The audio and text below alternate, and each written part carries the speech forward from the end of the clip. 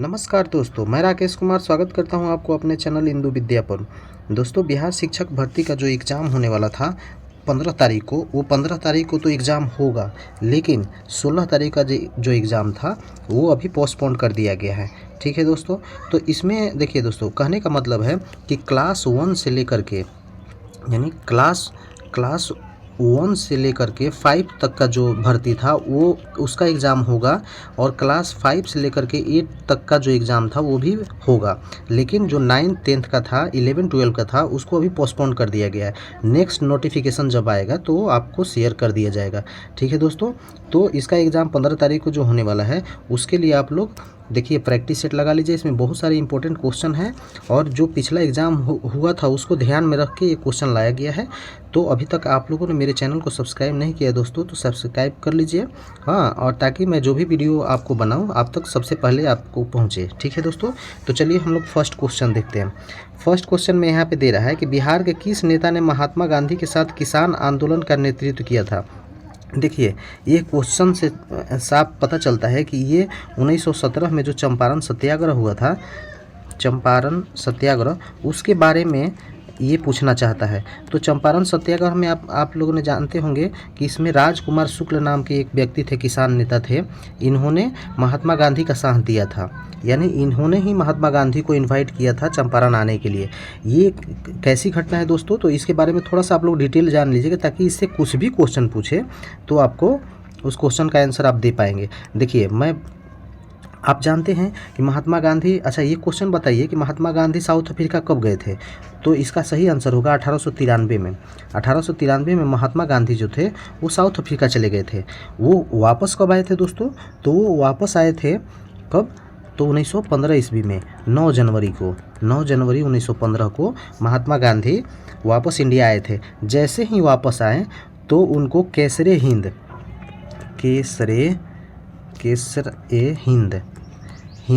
की उपाधि से इनको अंग्रेज़ों ने उपाधि दे दी। ठीक है दोस्तों, तो यहाँ ये भी क्वेश्चन पूछता है कि केसरे हिंद की उपाधि किसको मिला था, तो महात्मा गांधी को मिला था। किसने दिया था, तो अंग्रेज़ों ने दिया था। ठीक है, और 9 जनवरी को ये वापस आए थे, तो 9 जनवरी को ही क्या मनाया जाता है दोस्तों, प्रवासी दिवस मनाया जाता है भारत में। ठीक है, क्योंकि उसी दिन महात्मा गांधी वापस आए थे, तो 9 जनवरी को प्रवासी दिवस मनाया जाता है। ठीक है, ये भी आपको क्वेश्चन क्लियर हो गया। हाँ, ये तो 1915 में भारत आ गए। 1916 में लखनऊ में अधिवेशन हो रहा था कांग्रेस का जो अधिवेशन था वो 1916 में लखनऊ में हो रहा था। तो 1916 में ये भी बता दीजिए आप कि 1916 में जो लखनऊ अधिवेशन हुआ था उसके अध्यक्ष कौन थे, तो उसके अध्यक्ष थे अंबिका चरण मजमूदार।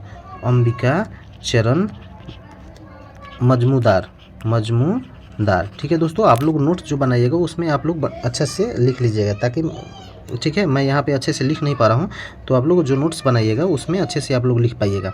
ठीक है, 1916 में लखनऊ अधिवेशन हुआ था, उसमें महात्मा गांधी भी भाग लिए थे। तो जब महात्मा गांधी भाग लिए थे तो वहाँ पे ये राजकुमार शुक्ल जो थे वो बिहार से गए थे। हाँ, उन्होंने महात्मा गांधी से बात किया कि आप एक बार चंपारण आइए, देखिए यहाँ पे जो किसान हैं इनकी स्थिति जो है वो ख़राब है। यहाँ पे जो नील की खेती होती है, तीन कठिया पत्ती जिसको बोलते हैं, यानी 20 कट्ठा में 3 कट्ठा पर खेती करना पड़ता था, इसको ही 3 कठिया पत्ती बोलते हैं, 3 कठिया पत्ती। इसमें किसानों को जो स्थिति है वो दयनीय हो चुकी है। आप किसानों का ये स्थिति देखिए। तो इन्होंने किसको इनवाइट किया, महात्मा गांधी को। ठीक है, तो इसका सही आंसर क्या हो जाएगा, और महात्मा गांधी 1917 में आए और आकर के यहाँ पे चंपारण सत्याग्रह किया था। ठीक है दोस्तों, तो इसमें राजकुमार शुक्ल इसका सही आंसर हो जाएगा। चलिए हम लोग नेक्स्ट क्वेश्चन देखते हैं। ठीक है, इससे बहुत सारे क्वेश्चन आपको पकड़ में आएगा। हाँ, देखिए यहाँ पे नील कृषकों की दुर्दशा पर लिखी गई पुस्तक नील दर्पण के लेखक कौन थे। देखिए, नील दर्पण, जो अभी मैंने आपको बताया कि जो नील की खेती करते थे उनकी दुर्दशा ऐसी ख़राब हो गई थी दोस्तों, खेत भी बंजर हो जा रहा था खेती करने से। तो उसी पे एक पुस्तक लिखा गया है नील दर्पण। उसका जो लेखक है वो कौन है, तो इसका लेखक है दीनबंधु मित्र। ठीक है, इसका सही आंसर हो जाएगा दीनबंधु मित्र, इसके लेखक हैं। ठीक है दोस्तों, चलिए यहाँ पे अच्छा एक एक क्वेश्चन यहाँ पे मैं आपको जो फर्स्ट क्वेश्चन है, हाँ इसमें देखिए थोड़ा सा यहाँ पे इसके बारे में भी जान लीजिएगा क्योंकि एग्जाम में इससे भी क्वेश्चन पूछता है। हाँ, ये बाबा रामचंद्र जो थे इनके बारे में अगर क्वेश्चन पूछ देता है तो यहाँ पे आप लोग जान लीजिए कि बाबा रामचंद्र जो थे ये कौन थे, ये भी किसान नेता थे। तो यहाँ पे इनसे भी क्वेश्चन क्या पूछता है कि अवध किसान सभा की स्थापना किसने किया था, तो ये हो जाएगा इसका आंसर बाबा रामचंद्र। ये कब किया था? 1920 ईस्वी में। ठीक है, तो ये भी आप लोग ध्यान में रखिएगा। ठीक है दोस्तों, चलिए ये आप लोगों ने देख ही लिया, इसका सही आंसर हो जाएगा ऑप्शन नंबर 2। हाँ, ये हो जाएगा ऑप्शन नंबर 2। देखिए क्वेश्चन नंबर 3 देखिए, देखिए यहाँ पे उसे हो गया है। उस राज्य का वर्तमान नाम क्या है जहाँ नालंदा नाम का प्राचीन शैक्षणिक स्थल था? नालंदा नाम का, ये नालंदा कहाँ पे है दोस्तों? तो ये बिहार में है। इसका सही आंसर हो जाएगा बिहार। अच्छा, नालंदा नाम से यहाँ पे क्यों फेमस है? क्योंकि यहाँ पे नालंदा विश्वविद्यालय था दोस्तों, नालंदा विश्वविद्यालय। ठीक है, इसके बाद इससे क्या क्वेश्चन बनता है एग्ज़ाम में?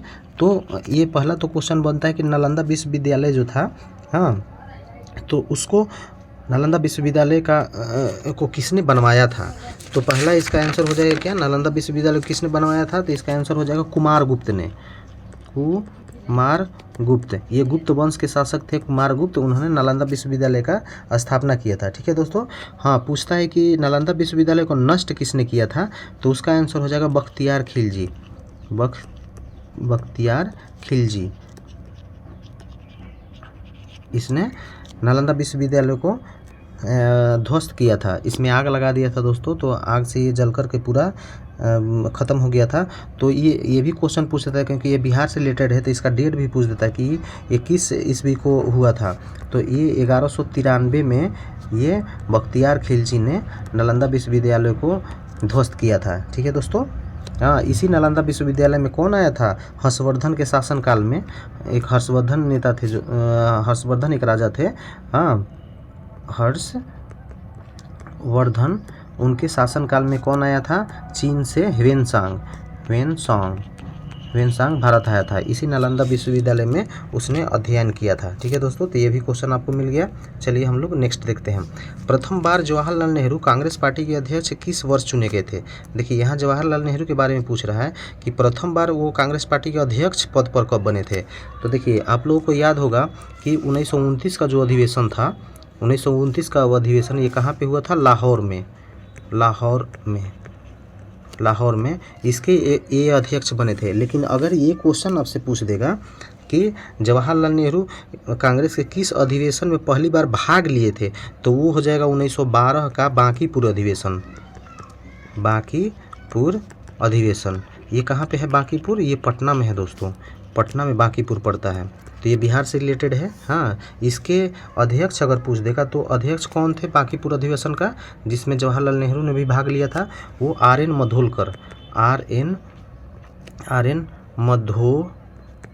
मधोलकर थे इसके अध्यक्ष। ठीक है, 1912 में बांकीपुर अधिवेशन हुआ था।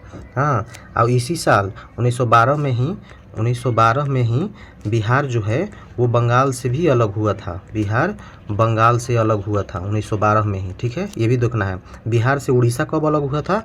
तो 1936 ईस्वी में। ठीक है दोस्तों, ये भी आप लोग ध्यान रखिएगा। अब बिहार दिवस कब मनाया जाता है? तो बिहार दिवस जो है वो 22 मार्च को बिहार दिवस मनाया जाता है। अगर पूछ देगा कि बिहार दिवस का इस साल का बिहार दिवस का थीम क्या है दोस्तों, तो ये है युवा शक्ति बिहार प्रगति। ठीक है, अभी जो 22 मार्च आने वाला है दोस्तों, आज 8 मार्च हो गया, तो 22 मार्च जो आने वाला है उसके बारे में भी हम लोग देख लेंगे कि उस समय बिहार का क्या रहेगा थीम। लेकिन पिछला बार जो था वो युवा शक्ति बिहार प्रगति, ये इसका थीम था। ठीक है दोस्तों, तो ये भी आप लोग ध्यान रखिएगा। चलिए हम लोग नेक्स्ट क्वेश्चन देखते हैं। हाँ देखिए यहाँ पे दे रहा है 5th नंबर क्वेश्चन कि अशोक के किस अभिलेख में कलिंग युद्ध का उल्लेख है। देखिए अशोक जानते हैं कि अशोक से क्वेश्चन हमेशा बनता है। तो अशोक पहला तो क्वेश्चन ये बनता है कि ये किस राजवंश से संबंधित है। तो अशोक का राजवंश का नाम बताइए आप लोग क्या होगा? तो ये हो जाएगा मौर्य वंश। इसका संस्थापक पूछ देता है कि मौर्य वंश का संस्थापक कौन था, तो चंद्रगुप्त मौर्य, चंद्रगुप्त मौर्य। ठीक है दोस्तों, ये भी आप लोगों को पता चल गया।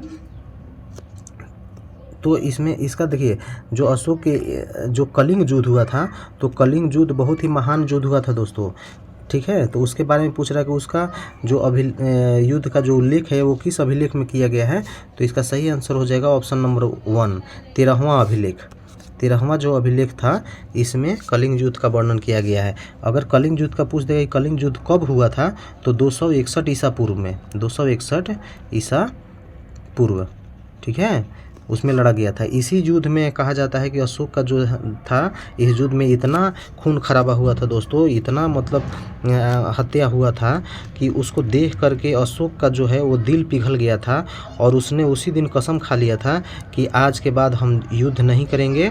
हाँ, ये युद्ध किसके लिए कर रहे हैं, इतना मतलब उसका हृदय परिवर्तन हो गया था, और वो धर्म की ओर चल पड़ा था दोस्तों। ठीक है, तो इसी युद्ध का वर्णन मिलता है हमेशा, कलिंग युद्ध।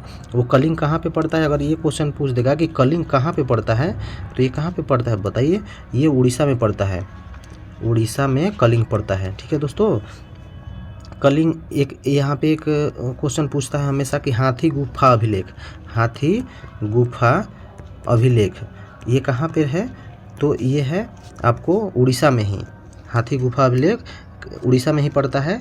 और इसको बोलता है कि किस शासक ने इसको बनवाया था, खारवेल ने, खारवेल के समय में ये हाथी गुफा अभिलेख बनवाया गया था, खारवेल के समय में। ठीक है दोस्तों, तो इतना सारा फैक्ट्स आप लोग देख लीजिएगा।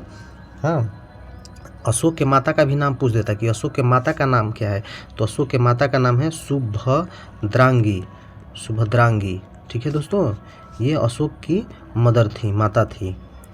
ठीक है, चलिए हम लोग नेक्स्ट क्वेश्चन देखते हैं। इसमें दिया है कि प्रथम बौद्ध परिषद को बुलाया गया था। देखिए, पिछले बार बीपीएससी में एक क्वेश्चन पूछ दिया था कि प्रथम जो बौद्ध संगति हुआ था। देखिए, क्वेश्चन तो किसी तरह घुमा फिरा कर भी पूछते रहता है, तो इसमें क्वेश्चन पूछ दिया था कि जो बौद्ध संगति हुआ था वो बुद्ध के जीवन काल में हुआ था कि उनके मृत्यु के बाद हुआ था, ये क्वेश्चन पूछ दिया था। तो जितना भी बौद्ध संगति, 4 बौद्ध संगति हुआ था दोस्तों, अभी तक टोटल 4 बौद्ध संगति हुआ है। तो चारों जो हुआ है वो बुद्ध के मरने के बाद में, महात्मा बुद्ध के मरने के बाद में हुआ है, उनके जिंदा रहते कोई बौद्ध संगति नहीं हुआ। ठीक है दोस्तों, तो इनके मरने के बाद में हुआ था। तो इसमें बोल रहा है कि जो प्रथम बौद्ध संगति वो किसके द्वारा बुलाया गया था, मतलब किसके शासनकाल चल रहा था, उसी टाइम में प्रथम बौद्ध संगति हुआ था। तो ये अजातशत्रु के समय में हुआ था। क्योंकि देखिए, प्रथम बौद्ध संगति जो हुआ था वो कब हुआ था दोस्तों, कहाँ पर हुआ था, ये राजगीर में, राजगीर में हुआ था। ठीक है, तो राजगीर में हुआ था। तो उस टाइम में कौन राजा थे, तो अजातशत्रु। ठीक है दोस्तों, तो ये भी आपको मिल गया। अगर सेकंड पूछ देगा तो सेकंड कब हुआ था, तो सेकंड वैशाली में हुआ था, वैशाली, ये भी बिहार में ही हुआ था। ठीक है, वैशाली बिहार में ही पड़ता है, तो वैशाली बिहार में हुआ था। उस समय कौन शासक थे, तो काला शोक। ठीक है, ये भी ध्यान में रखिए आप लोग। हाँ, अगर तीसरा पूछ देगा तो तीसरा कब हुआ था, तो ये पाटलिपुत्रा में,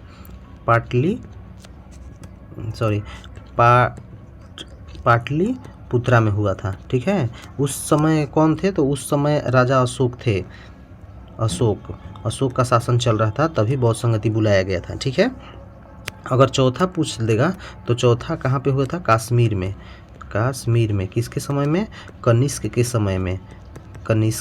के समय में हुआ था। ठीक है, सारा यहाँ पे फैक्ट्स आप लोगों को क्लियर हो गया। चलिए, इनको अशोक को क्या बोला जाता है दोस्तों, ये भी क्वेश्चन पूछता है। तो अशोक को क्या बोला जाता है, प्रियदर्शी, ये भी आप लोग देख लीजिएगा। ठीक है, इतना सारा फैक्ट्स आपको किसी वीडियो में नहीं मिलेगा दोस्तों, जितना हम यहाँ पे आप लोगों को बता रहे हैं। ठीक है, चलिए हम लोग नेक्स्ट क्वेश्चन देखते हैं। यहाँ पे महात्मा बुद्ध से ही क्वेश्चन पूछ रहा है कि महात्मा बुद्ध ने अपना पहला धर्म उपदेश कहाँ दिया था। तो पहला अपना धर्म उपदेश कहाँ दिया था दोस्तों, तो ये हो जाएगा, इसका सही आंसर होगा सारनाथ में। सारनाथ ये कहाँ पे पड़ता है, उत्तर प्रदेश में, यूपी में पड़ता है सारनाथ, वहीं पे महात्मा बुद्ध ने पहला उपदेश दिया था। ठीक है दोस्तों, हाँ, अब महात्मा बुद्ध से क्या क्या क्वेश्चन बनता है वो मैं आपको यहाँ पे बता दे रहा हूँ। महात्मा बुद्ध से तो पहला पूछता है कि इनका जन्म कहाँ हुआ था। जन्म अगर पूछेगा तो ये कहाँ हुआ था, नेपाल में लुम्बिनी। लुम्बिनी एक जगह है नेपाल में, तो वहीं पे हुआ था। ठीक है, नेपाल में हुआ था इनका जन्म। हाँ, पहला प्रथम उपदेश कहाँ दिया था इन्होंने, तो सारनाथ में। सारनाथ में ये प्रथम उपदेश दिया था, ये भी हो जाएगा। ठीक है, अगर इनका मृत्यु पूछता है कि मृत्यु कहाँ हुआ था, मृत्यु तो मृत्यु हुआ था कुशीनगर। कुशीनगर, हाँ, इनको मृत्यु को ही महापरिनिर्वाण बोलते हैं, परिनिर्वाण। ठीक है, बौद्ध धर्म में इसको महापरिनिर्वाण बोला जाता है। तो कुशीनगर भी कहाँ पे है, यूपी में ही पड़ता है। ठीक है, तो इनका पहला उपदेश भी दिए थे वहीं पे यूपी में ही, और यूपी के सारनाथ में, और महान परिनिर्वाण इनको कुशीनगर में हुआ था, और ये भी यूपी में ही हुआ था। ठीक है, चलिए हम लोग नेक्स्ट क्वेश्चन देखते हैं। भारत में प्रकाशित होने वाला पहला समाचार पत्र कौन था। देखिए, पहला तो है कि भारत में प्रकाशित होने वाला पहला, हाँ, भारत में पहला। हाँ, और दूसरा क्वेश्चन पूछ सकता है कि बिहार में पहला, ये क्वेश्चन पूछ सकता है। ठीक है, तो इसमें देखिए, भारत में अगर पहला पूछ देगा तो इसका सही आंसर हो जाएगा बंगाल गजट। ये ऑप्शन नंबर 4 में है, बंगाल गजट। तो इसका सही आंसर क्या हो जाएगा, बंगाल गजट। ये भारत में प्रथम हो जाएगा। लेकिन अगर बिहार में प्रथम बोलेगा तो बिहार का प्रथम समाचार पत्र जो था वो बिहार हेराल्ड करके था। बिहार हेराल्ड। ठीक है दोस्तों, ये हो जाएगा। लेकिन ये इंग्लिश में था। ठीक है, हाँ, अगर पूछ देगा कि हिंदी समाचार पत्र कौन था तो वो हो जाएगा बिहार बंधु। ठीक है, अगर हिंदी में पूछेगा तो बिहार बंधु। लेकिन ये कहाँ से प्रकाशित होता था, कोलकाता से ये प्रकाशित होता था, ये बिहार से प्रकाशित नहीं होता था दोस्तों। ठीक है, अगर पूछ देगा कि वह पहला समाचार पत्र कौन है जो बिहार से प्रकाशित होता था, मतलब उसका बिहार में प्रकाशन होता था, तो उसका सही आंसर हो जाएगा सर्वहितैषी। ये समाचार पत्र था। ठीक है, देखिए इतना सारा फैक्ट्स आप लोगों को कोई बताने वाला नहीं है दोस्तों, यहाँ से सारा चीज़ आपको क्लियर हो जाएगा। चलिए नेक्स्ट हम क्वेश्चन देखते हैं। वेदों की ओर लौटो, यह नारा किसने दिया था, तो ये नारा था स्वामी दयानंद सरस्वती जी का। वेदों की ओर लौटो, इन्होंने शुद्धि आंदोलन भी चलाया था दोस्तों। शुद्धि आंदोलन का था, शुद्धि आंदोलन इन्होंने चलाया था। ये क्या था दोस्तों, देखिए औरंगजेब के समय जब यहाँ पे मुग़ल शासन कर रहे थे तो उस टाइम में सभी जो हिंदू थे, बहुत सारे हिंदू, वो अपना धर्म परिवर्तन करके और मुसलमान में बन गए थे। ठीक है, तो जब अंग्रेज़ लोग आए थे उस समय स्वामी दयानंद सरस्वती ने शुद्धि आंदोलन चलाया था। शुद्धि आंदोलन का मतलब था ये कि जो हिंदू लोग अपना धर्म परिवर्तन करके मुसलमान बन गए हैं, वो फिर से अपना हिंदू धर्म अपना सकते हैं, वो धर्म परिवर्तन करके हिंदू धर्म में परिवर्तन हो सकते थे। उसी के लिए शुद्धि आंदोलन चलाया गया था। ठीक है, यहाँ दयानंद सरस्वती से एक और क्वेश्चन पूछता है कि इन्होंने आर्य समाज की स्थापना की थी। आर्य समाज की स्थापना अगर पूछेगा तो वो कौन किए थे, वो दयानंद सरस्वती नहीं किए थे। ठीक है दोस्तों, दयानंद सरस्वती। ठीक है, आर्य समाज के संस्थापक यही थे। हाँ, आर्य समाज का पूछ देता है कि स्थापना कब हुआ था, ये डेट भी पूछता है। तो 1875 ईस्वी में आर्य समाज का स्थापना हुआ था। कहाँ हुआ था दोस्तों, तो ये मुंबई में हुआ था। मुंबई में आर्य समाज की स्थापना हुआ था, ये भी आप लोग ध्यान रखिए। ठीक है दोस्तों, तो चलिए ये भी आप लोग को क्लियर हो गया। अब चलिए हम लोग नेक्स्ट क्वेश्चन देखते हैं। नेक्स्ट क्वेश्चन में है आर्य समाज की स्थापना कब हुई थी। देखिए ये क्वेश्चन आ ही गया, तो आर्य समाज की स्थापना कब हुई थी, इसका सही आंसर क्या हो जाएगा, 1875 ईस्वी में। कौन किया था, तो स्वामी दयानंद सरस्वती ने। दयानंद सरस्वती ने आर्य समाज की स्थापना किया था 1875 ईस्वी में। कहाँ पर, तो मुंबई में। ठीक है, ये भी आप लोग ध्यान रखिएगा। चलिए हम लोग नेक्स्ट क्वेश्चन देखते हैं। भारत में, देखिए ये बहुत इंपॉर्टेंट क्वेश्चन है, इसको देख लीजिए आप लोग। भारत में अंग्रेजी शासन काल का सबसे भयंकर अकाल निम्न में से किस दौरान पड़ा। जो अंग्रेजी शासन जब कर रहे थे, बहुत सारे टाइम में अकाल पड़ा था, लेकिन सबसे भयानक जो था अकाल, भयंकर अकाल, तो वो कब पड़ा था, तो इसका सही आंसर हो जाएगा ऑप्शन नंबर 2, 1876-78 में। हाँ, तो आप लोगों के ज़हन में ये क्वेश्चन आ रहा होगा कि 1876-77 में या 76-78 के दौरान में यहाँ पे वायसराय कौन था। तो वायसराय कौन था दोस्तों, तो उस टाइम में वायसराय था लॉर्ड लीटन। ये बहुत ही निर्दयी शासन था दोस्तों। हाँ, ये इसको कहा जाता है कि बहुत ही निर्दयी पूर्वक ये शासन करता था। इसी के समय में 1876-77 में लॉर्ड लीटन के समय में एक है लॉर्ड लीटन और एक है लॉर्ड रिपन। हाँ, तो इसको भारत का उदारक कहा जाता है, लॉर्ड रिपन को। ये बहुत ही सहिष्णु था, ये लोगों के प्रति बहुत दया दिखाता था, लेकिन ये बहुत कठोर था। तो दोनों उल्टा था। और लीटन का जब वायसराय पद समाप्त हुआ तो रिपन को बनाया गया था। ये लगातार दोनों आए थे, ये इसका समाप्त हुआ, इसको फिर बनाया गया। ठीक है, तो जो भी इसने कार्य किए थे लॉर्ड लीटन ने, मतलब जो ये कठिन काम किए थे, हाँ, जो भारतीयों को बहुत सताता था, तो वो लॉर्ड रिपन ने क्या किया कि वो सारे काम को रद्द कर दिया था। ठीक है दोस्तों, तो इसीलिए लॉर्ड रिपन को भारत का उदारक कहा जाता है और लॉर्ड लीटन को जो है वो बहुत ही निर्दयी शासक था। ठीक है, तो यहाँ पे आप लोग इससे क्वेश्चन क्या बनता है, इसका तो सही आंसर आप लोगों ने यहाँ ऑप्शन नंबर 2 हो जाएगा। हाँ, लेकिन यहाँ पे लॉर्ड लीटन का कुछ काम किया गया है, वो हम लोग देख लेते हैं।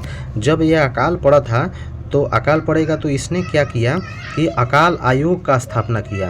अकाल आयोग, तो ये पूछ सकता है कि अकाल आयोग का स्थापना किसके शासनकाल में हुआ था, तो लॉर्ड लीटन के काल में, लीटन के शासनकाल में, हाँ, ये अकाल आयोग का गठन किया गया था। देखिए, एक आता है बहुत ही फेमस है वर्नाकुलर प्रेस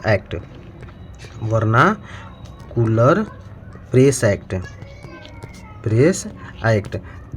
ये भी कौन लाया था, ये लॉर्ड लीटन ने ही लाया था। हाँ, इसमें क्या किया था, वर्नाकुलर का मतलब होता है कि देसी प्रेस एक्ट, मतलब जितने भी उस टाइम में न्यूज़पेपर काम कर रहे थे उस पर ये प्रतिबंध लगाने लगा। अंग्रेज़ों के खिलाफ में जो भी बोलता था न्यूज़पेपर वाला सब, तो उसको ये बैन कर दिया कि जो आज के बाद जो भी ऐसा अंग्रेज़ लोगों के बारे में जो गलत लिखेगा या जो उनके मतलब उनके हिसाब से नहीं चलेगा, तो उसको ये लोग बहुत प्रताड़ित करते थे और बैन कर देते थे। ठीक है, तो उसी के लिए वर्नाकुलर प्रेस एक्ट आया था। हाँ, तो वो भी इसी के शासनकाल में आया था। ठीक है, तो ये भी आप लोग ध्यान रखिएगा। इसी के शासनकाल में शस्त्र अधिनियम भी आया था। शस्त्र अधिनियम, इसने क्या किया कि पहले जो भारतीय लोग थे वो शस्त्र रखते थे, मतलब लाइसेंस शस्त्र रखते थे कि अगर बाहरी कोई सताता है तो उसके लिए आप लोग शस्त्र रखते थे लोग। तो उसको क्या किया, इसको भी शस्त्र अधिनियम ला दिया कि अब गिने चुने लोग ही शस्त्र रख सकते हैं, लाइसेंस होल्डर ही शस्त्र रख सकते हैं, ऐसा इसने प्रतिबंध लगा दिया। और इसी के समय में जो अकाल आयोग बना था, उसका अध्यक्ष जो बना था उसका नाम था रिचर्ड स्ट्रेची। इसी का नाम हमेशा पूछता है कि अकाल आयोग का अध्यक्ष जो था वो कौन था, तो रिचर्ड स्ट्रेची था। ठीक है, ये भी आप लोग ध्यान में रखिएगा। चलिए हम लोग नेक्स्ट क्वेश्चन देखते हैं। महाभारत के फारसी अनुवाद का क्या नाम था। महाभारत जो है उसका फारसी अनुवाद था, वो उसका नाम था रजनामा नाम से इसका फारसी अनुवाद किया गया था। ठीक है दोस्तों, तो ये भी आप लोग देख लीजिएगा। चलिए हम लोग नेक्स्ट क्वेश्चन देखते हैं। नेक्स्ट क्वेश्चन है, इन महिलाओं में से कौन क्रांतिकारी आंदोलन से संबंधित थी। क्रांतिकारी आंदोलन आप लोग एक नाम सुने होंगे, मैडम भिकाजी रुस्तम कामा इनका पूरा नाम है। हाँ, तो यहाँ पे मैडम कामा भी इनको बोला जाता है।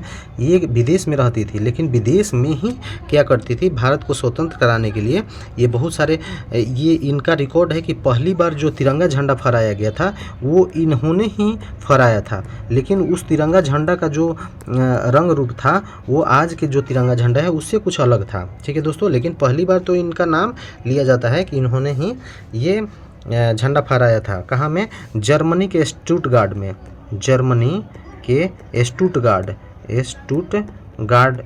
एक जगह है, वहाँ पे अधिवेशन चल रहा था, तो उसी में इन्होंने तिरंगा झंडा फहराया था। तो इनका नाम अमर हो गया है दोस्तों। ठीक है, तो चलिए ये भी है।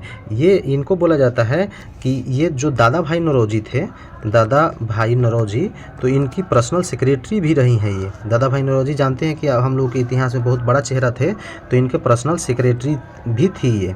ठीक है, कौन? मैडम भीकाजी रुस्तम कामा। ठीक है, तो ये भी क्वेश्चन पूछता है, तो ये भी आप लोग ध्यान में रखिएगा।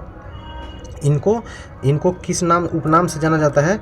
इनको भारतीय क्रांति के जननी कहा जाता है दोस्तों। ठीक है दोस्तों, तो इनसे इतना सारा सवाल पूछता है, तो ये आप लोग ध्यान रखिएगा। देखिए एक ऑप्शन है, ऑप्शन 2 में रमाबाई। ये रमाबाई जो थी, ये इनको पंडित रमाबाई कहा जाता था। ये ब्राह्मण थी, ये कास्ट से ब्राह्मण थी, लेकिन फिर भी इन्होंने मनुस्मृति जिनको ब्राह्मण लोग मानते हैं, वो मनुस्मृति का इन्होंने विरोध किया था। ठीक है, ये महाराष्ट्र में सक्रिय थी। कहाँ पे सक्रिय थी? महाराष्ट्र में। तो इनसे क्वेश्चन पूछता है कि जो पंडित रमाबाई थी वो समाज सुधारक थी। इसमें से पूछ देता है कि ये क्या थी, तो समाज सुधारक थी और मनुस्मृति का भी इन्होंने विरोध किया था। ये क्वेश्चन इनसे बनता है, तो ये भी आप लोग देख लीजिएगा किस क्षेत्र में थी सक्रिय थी, तो महाराष्ट्र में। चलिए हम लोग नेक्स्ट क्वेश्चन देखते हैं। नेक्स्ट है कि भारत में कोयला किस भूमि की शैल समूह में पाया जाता है? तो देखिए यहाँ पे 4 तरह का शैल समूह दिया है। पहला है धारवाड़, दूसरा है विंध्यन, तीसरा है गोंडवाना और चौथा है कडप्पा। तो यहाँ पे देखिए धारवाड़ जो क्रम का चट्टान है, धारवाड़, तो इसमें क्या पाया जाता है? मुख्यतः इसमें जो है धारवाड़ क्रम में इसमें पाया जाता है खनिज तत्व, जैसे सोना हो गया, लोहा हो गया, हाँ, मैग्नीज हो गया, बहुत सारे खनिज तत्व हैं, वो धारवाड़ क्रम के चट्टानों में पाया जाता है। ठीक है, तो ये आपको क्लियर हो गया। तो ये तो इसका आप ऑप्शन का आंसर होगा नहीं। ठीक है, अगर पूछ देगा कि यहाँ पे विंध्यन क्रम की जो चट्टान है इसमें क्या पाया जाता है, तो इसमें देखिए चूना पत्थर पाया जाता है। चूना पत्थर हो गया या लाल बलुआ पत्थर, इस पत्थर जिसमें संगमरमर वगैरह आता है, ये सब भी ये कौन सा चट्टान में पाया जाता है? इसमें एक और पाया जाता है डोलोमाइट। ठीक है, तो ये विंध्यन क्रम में पाया जाता है। हाँ, वहीं गोंडवाना क्रम में पूछेगा तो गोंडवाना क्रम में कोयला पाया जाता है। जो गोंडवाना क्रम की जो चट्टानें हैं,